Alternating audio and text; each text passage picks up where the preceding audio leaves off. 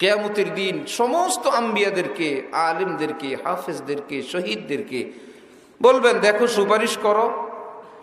সব সুপারিশ শেষ। নবীজি তো নবীজি, আল্লাহ পাক নবীজিকে বলবেন, আপনার উম্মত অর্ধেক বেহেশতে পাঠায় দেয়, আপনি খুশি? না, আমি খুশি না। 3 ভাগের 2 ভাগ পাঠায় দেই, আপনি খুশি?